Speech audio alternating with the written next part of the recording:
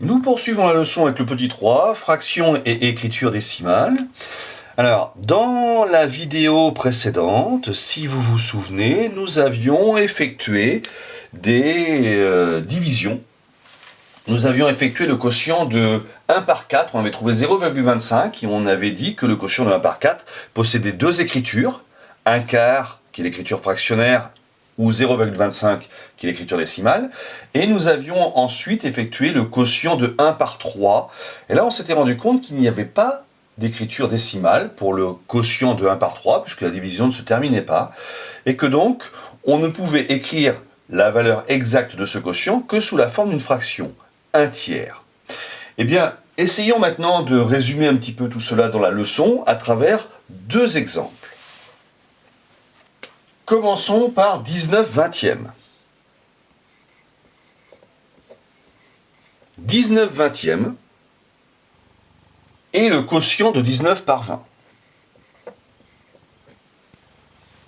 Si je dois chercher l'écriture décimale de ce quotient, eh bien pour cela, je vais devoir poser la division 19 divisé par 20. Dans 19, combien de fois 20 ? Ah, 0 fois. 0 fois 20, ça fait 0. Pour la 19, il reste 19. Je mets un 0 et une virgule. Dans 190, combien de fois 20 ? 9 fois.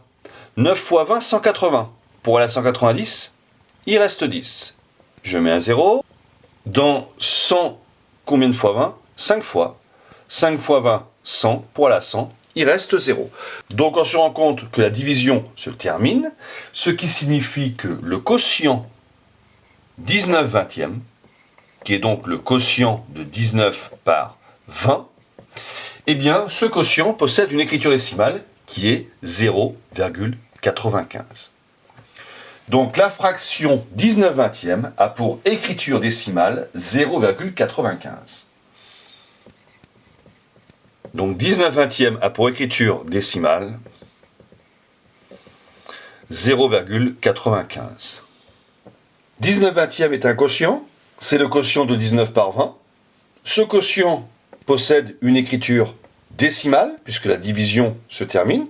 Donc le quotient de 19 par 20 peut s'écrire 19 vingtièmes, c'est son écriture fractionnaire, ou 0,95, c'est son écriture décimale. 19 vingtièmes, c'est exactement le même nombre que 0,95. Celui-ci est le quotient de 19 par 20 écrit sous la forme d'une fraction. Ce nombre est le quotient de 19 par 20 écrit sous la forme décimale. Ces deux écritures désignent la valeur exacte du quotient de 19 par 20. Deuxième exemple, 125 onzièmes. 125 onzièmes est le quotient de 125 par 11. Je vais poser ma division pour essayer de voir si ce quotient possède une écriture décimale. 125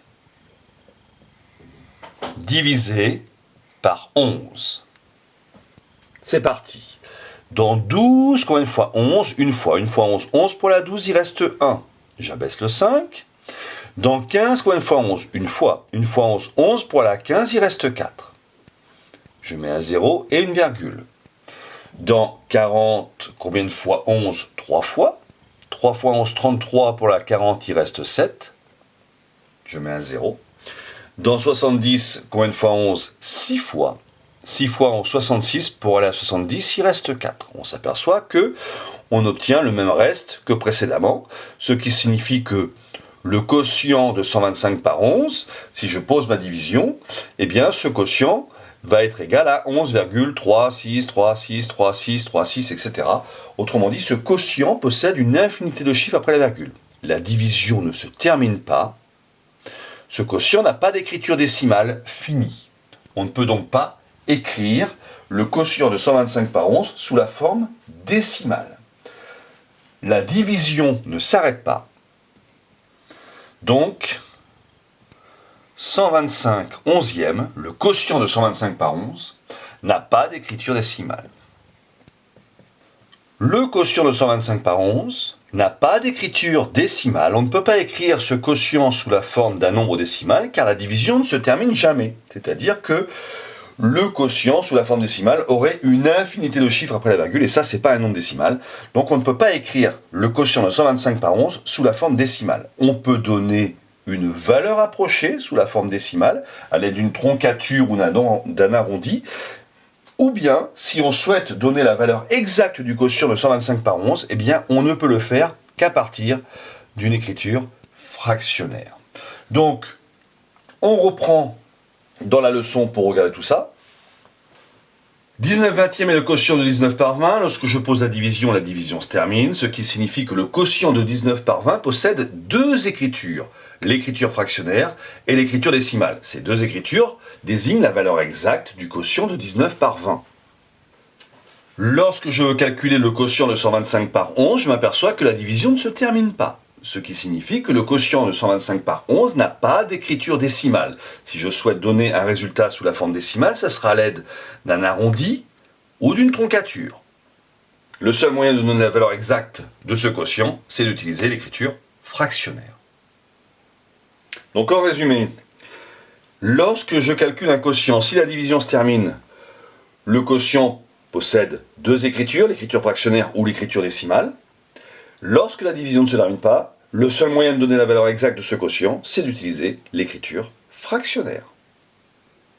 Lorsque je souhaite retrouver l'écriture décimale d'une fraction, si elle existe, eh bien soit je pose la division comme on vient de le faire, ou bien je peux aussi utiliser le calcul mental, mais il y a également quelques fractions clés que vous devez connaître. Alors on regarde ces fractions avec la fraction 1/2, la fraction 1/2 qui a pour écriture décimale 0,5, puisque c'est le quotient de 1 par 2, donc 1 divisé par 2, ça fait bien 0,5.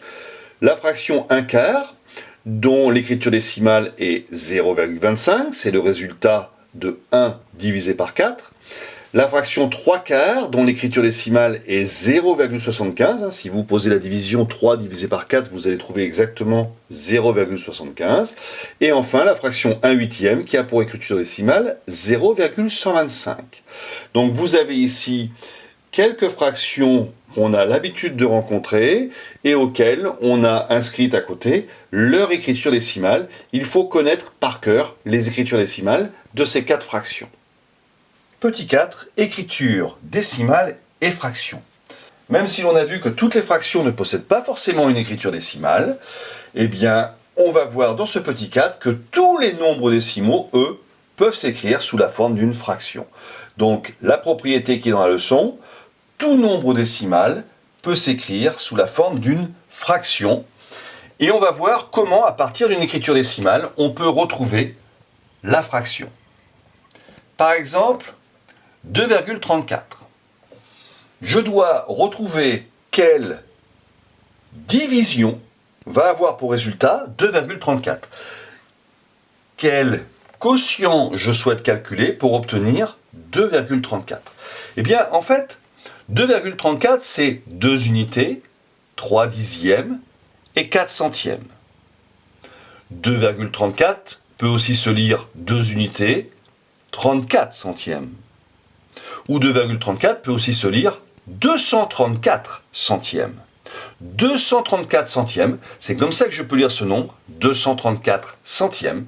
Eh bien, je peux aussi l'écrire 234 centièmes. 2 unités, 3 dixièmes et 4 centièmes représentent 234 centièmes. 234 centièmes. L'écriture fractionnaire se lit exactement comme on peut aussi lire cette écriture décimale. Voilà comment je passe de l'écriture décimale à l'écriture fractionnaire. Alors, il y a une petite astuce, là j'ai donné un peu la technique un peu plus mathématique, mais il y a une petite astuce aussi qui consiste tout simplement, si je prends un deuxième exemple, 4,4, à écrire au numérateur le nombre sans sa virgule, et au dénominateur, à mettre un 1, puis autant de zéros qu'il y a de chiffres après la virgule.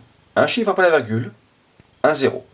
4,4 s'écrit 44 dixièmes. D'ailleurs, ce nombre se lit 44 dixièmes. Encore un exemple. 6,819. Je peux écrire au numérateur le nombre sans sa virgule. Et au dénominateur, mettre un 1 avec 3 zéros, puisque je veux 3 chiffres après la virgule. 6819 millièmes. Ce nombre, avec les unités, les dixièmes, les centièmes et les millièmes, se lit également 6819 millièmes. Donc je peux le lire exactement comme son écriture fractionnaire.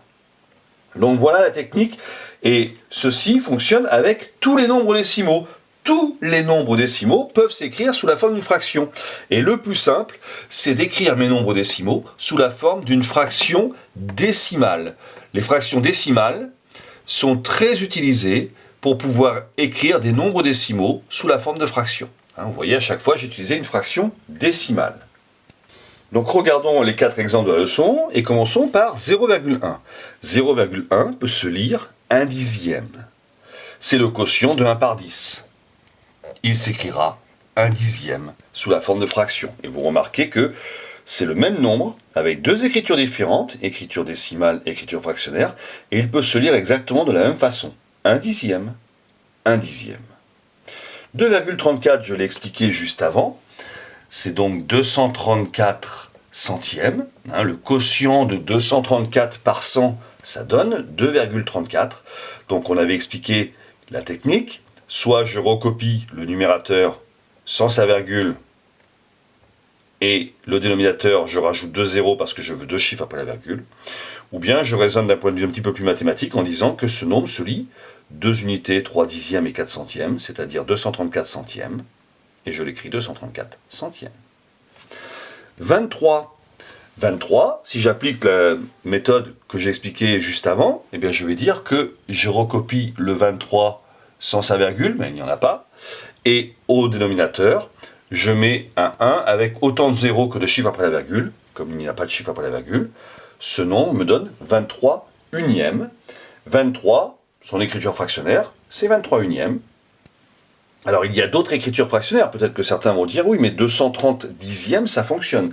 C'est vrai que un nombre décimal peut s'écrire sous la forme de fraction, comme on l'a dit dans la leçon, et fraction, j'ai bien mis un S, ce qui signifie qu'il peut y avoir plusieurs fractions pour écrire un même nombre décimal. Chaque nombre décimal peut s'écrire sous la forme d'une infinité de fractions. Donc là, j'en donne une, mais 23 possède une infinité d'écritures fractionnaires.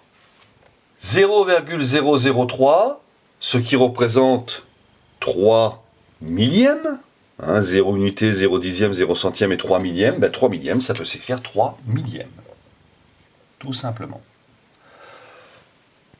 On peut aussi dire, j'ai mis le 3 au numérateur, et comme je veux 3 chiffres après la virgule, j'ai mis 3 zéros au dénominateur. Voilà pour écrire donc des nombres décimaux sous la forme de fractions.